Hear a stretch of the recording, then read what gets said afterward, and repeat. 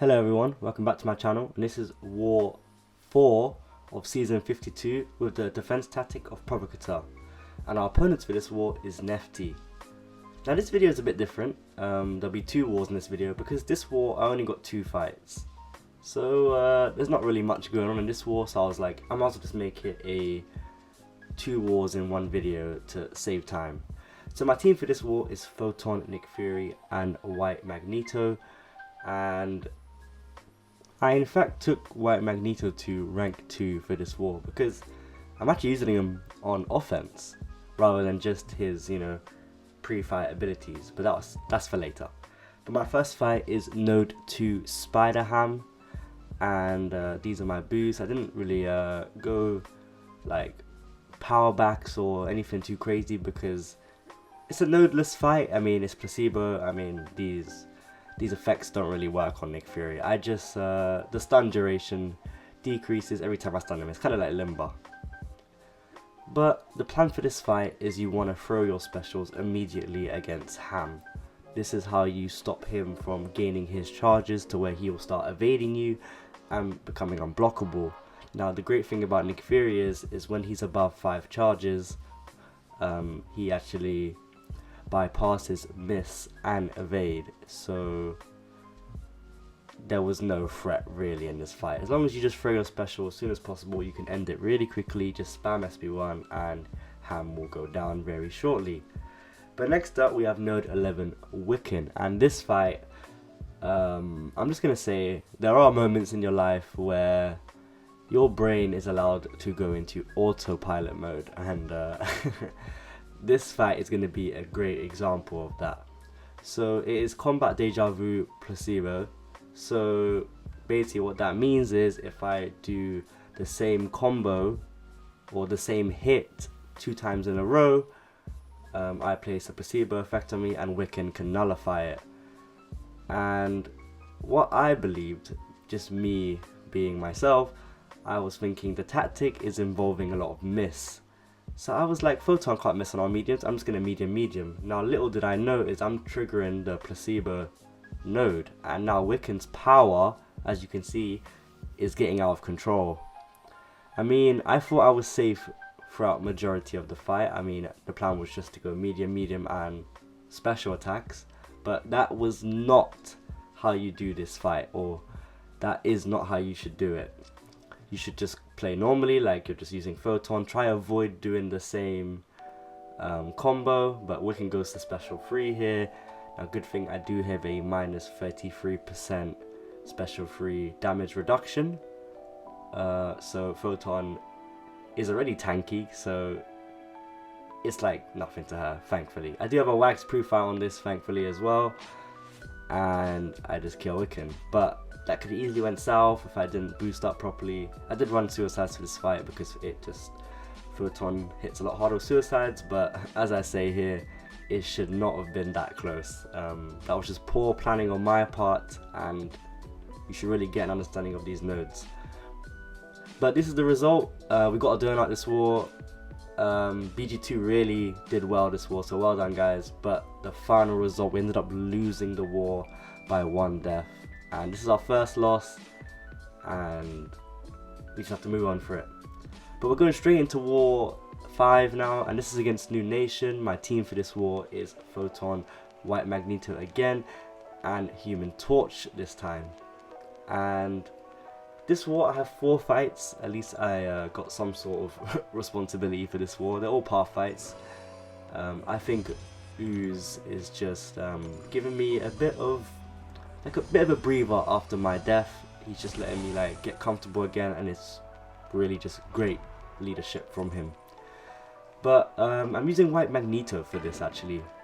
So this is a node 1 Korg, and essentially this node is the closer you are to Korg, he will just proc regeneration buffs, and if you're far away they will tend to fall off. And the longer you're closer to him, the more buffs he gains, meaning the more regeneration he gets. Now, White Mags for Korg, you're probably thinking, what?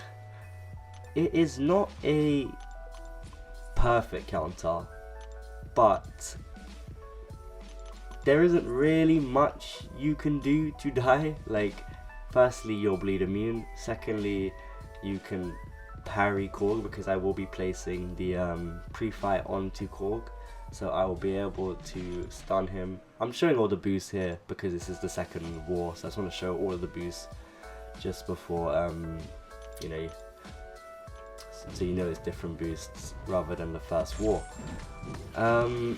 So the plan for this fight is to just build up prowess and spam special attacks. There's nothing too major.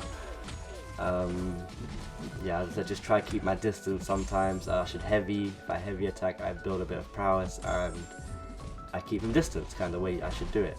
Then as I'll say, like Magneto, he's immune to bleed. Like, they're really, like, his attacks are non-contact, which means you ignore Korg's Photon damage. So like, there's really nothing that can kill you. It's just kind of a longer fight, but it was super useful and actually very clever who's sending me with Magneto into these wars, because I can use his pre-fight abilities in other fights, and the more fights you have with a Wag's pre-fight, the easier, the quicker you're going to come out of it. You'll be able to stun. It's a very, very, very useful pre-fight mechanic, especially in war. It could be the difference between a lot of deaths and a lot of wins and losses. Honestly, just a Wag's pre-fight. So I don't mind using this champ. I get it. If it's for the team, I do it for the team. So that was Korg. He's down.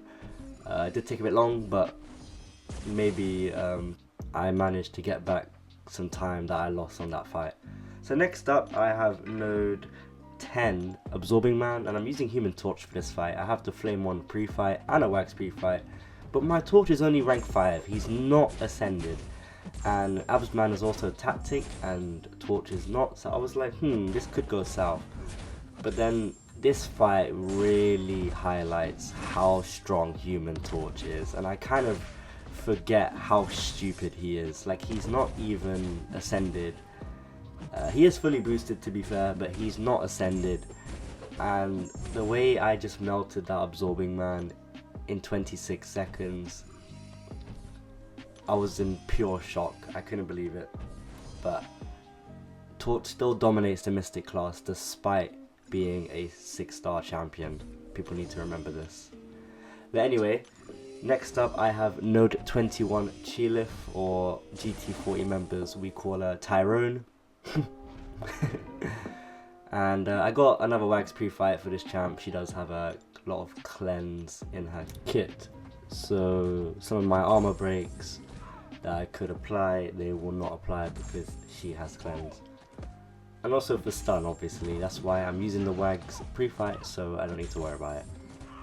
But the plan for this fight was to just bait special 1. I can dex a special 2, I don't know, I just felt like in case her AI becomes passive and she doesn't want to throw her special 2 and I'm trapped in a corner, she can go SP3, and then there's that element of risk. So I said I will just try bait an SP1, and if I lose the spacing, I can just build her up to an SP2 while regaining my spacing. But I believe for the entire fight, Chee'lith's AI was very cooperative and she did throw mostly her special ones when needed.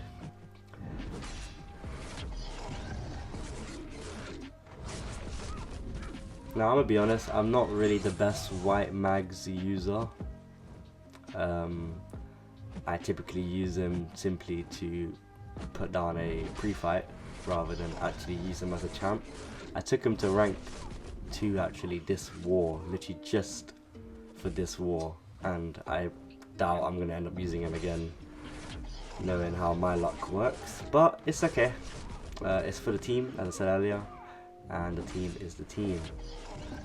And we just lost a war against Nefti, so right now we are not war champs currently, meaning we need to really step our game up, and it's quite sad, but we have to bank on Nefti losing. And I really like Nefti. I think there's a lot of great players there and a lot of good guys, guys who are willing to help out despite being in different alliances, so I do wish them the best too. but we are aiming for champions, so we're gonna do our best. But next up, the final fight of this video, it is N30 Mephisto, and I'm using Photon.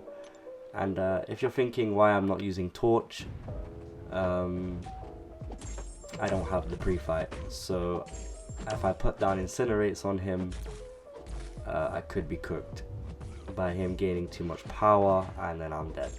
But anyway, I'm going Photon. She has quite a lot of energy resistance anyways. You can see the Incinerates do like barely any damage to me, so I can just kind of tank through it. But essentially this is the same sort of fight I showed the nodes earlier. It's only reliant if Mephisto has an armor up buff. I would glance attacks for each one he had. I think it's 10% per armor up. But Mephisto don't gain armor ups, so it's just, again, another Mephisto nodeless. So I don't know what these placements were, but I think maybe just to switch up the teams. I don't know what New Nation was going for here, but I mean, I don't know. I mean, I got through it quite easily.